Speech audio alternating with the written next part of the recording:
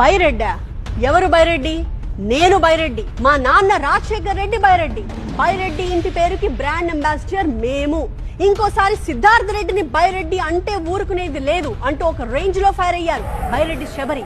ఉమ్మడి కర్నూలు జిల్లాలో వారసత్వ రాజకీయాల రగడ ముదిరిపోయింది. బైరెడ్డి వారసులం తామే అన్నారు టీడీపీ ఎంపీ శబరి. తల్లిని చెల్లిని గౌరవించడం వైసీపీ అధినేతకు తెలియదు అన్న శబరి, అక్కని గౌరవించడం వైసీపీ కార్యకర్తలకు తెలియదు అంటూ మండిపడ్డారు. తమ్ముడు బైరెడ్డి కాస్త తగ్గు. ఎవరో రాసిచ్చిన స్క్రిప్ట్ చదివే నీకే అంత ఉంటే నాకెంత ఉండాలి? నిన్నగాక మొన్న రాజకీయాల్లోకి వచ్చి బైరెడ్డి వారసుడిని నేనే అంటే ప్రజలు పట్టించుకోరన్నారు టీడీపీ ఎంపీ బైరెడ్డి శబరి.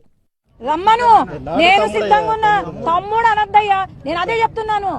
బైరెడ్డి వంశాన్ని కాపాడిందంటే ఈ రోజు బైరెడ్డి శబరి, బైరెడ్డి సిద్ధార్థ కాదు. వాడికి ఎక్కడి నుంచి వచ్చిందండి బైరెడ్డి పేరు? బైరెడ్డి రాజశేఖర్ రెడ్డి ద్వారా పేరు తెచ్చుకున్నాడు. అంతేగాని బైరెడ్డి సిద్ధార్థ రెడ్డి అని అనద్దండి. ఎక్కడ కూడా బైరెడ్డి బైరెడ్డి అనద్దండి. అది నా సొంత పేరు, నా ఇంటి పేరు. వాడికి ఒక పేరుంది, సిద్ధార్థ రెడ్డి అని ఒక పేరుంది. వైసీపీ నేతలు మహిళలను గౌరవించడం నేర్చుకోవాలన్నారు టీడీపీ ఎంపీ. జగన్ గారు అక్కడ ఆయన తల్లి లేకపోతే చెల్లిని అంటున్నాడు. ఈడ కూడా అదే. ఆయన ఎట్లున్నారో ఇక్కడ నాయకులు కూడా అదే చేస్తున్నారు. విలువలు లేవు. ఆడుదామాంధ్ర స్కామ్ లో భాగస్వామి అయిన సిద్ధార్థ రెడ్డి 9 నెలలు పారిపోయి ఇప్పుడు కార్యకర్తల గురించి మాట్లాడటం సిగ్గుచేటన్నారు శబరి. కార్యకర్తలని గాలికి వదిలేసిన కార్యకర్తల గురించి మాట్లాడే అర్హత ఇట్లాంటి రౌడీ నాయకులకు ఉందా? అక్కపై అక్రమ కేసులు పెట్టించినప్పుడు న్యాయమేంటో అన్యాయమేంటో గుర్తుకు రాలేదా అని ప్రశ్నించారామె. గెలవంగానే మేము అధికారంలోకి రాగానే భయపడి పారిపోయే వాళ్ళు ఈ రోజు కార్యకర్తల గురించి మాట్లాడుతున్నారు. మరి ఆనాడు నా పైన కేసులు వేసినప్పుడు లేదా? అక్క అని కూడా లేకుండా సీఎం డిప్యూటీ సీఎం గురించి బైరెడ్డి సిద్ధార్థ రెడ్డి వ్యాఖ్యలను తప్పుబట్టారు నంద్యాల ఎంపీ. ఏడ్చి ఏడ్చి ఏడ్చి ఏడ్చి ఓట్లు అడుక్కున్నారు.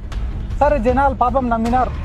ఏంద్రా ఇంత ఏడుతున్నారు, 80 ఏళ్ల వయసులో చంద్రబాబు ఏడుతున్నాడు, అమ్మ యాపొద్దు ఇంట్లో నుంచి బయటికి రాని ఆడమ్మ బయటకు వచ్చి ఏడుతుంది, ఈ పవన్ కళ్యాణ్ అంటే ఎప్పుడు ఏడుస్తాడులే. వీళ్ళు ఏడ్చి ఏడ్చి ఏడ్చి ఓట్లు అడుక్కున్నారు, ఓట్లు సంపాదించుకున్నారు. ఇప్పుడైనా పరిపాలన పైన దృష్టి పెట్టొచ్చు కదా. మర్యాద లేకుండా ఒక సీఎంని, డిప్యూటీ సీఎంని, ఎడ్యుకేషన్ మినిస్టర్ని మాట్లాడితే మాత్రము నేను ఊరుకునేది లేదు. ఆడుదామాంధ్ర స్కామ్ లో భాగస్వాములైన వారికి శిక్ష తప్పదన్నారు బైరెడ్డి శబరి. మీరు చేసిన అవినీతి కొండలేమి బద్దలు కొట్టాల్సిన అవసరం లేదు. మీలాంటి ఎలకలను పట్టాలంటే కొండలు అవసరం లేదు నాయన. సిద్ధార్థ రెడ్డి స్క్రిప్ట్ బాగా చదువుతారని, ఆయన రాజకీయాల్లో ఉండటం కన్నా సినిమాలో ట్రై చేస్తే బెటర్ అంటూ సలహా ఇచ్చారు శబరి.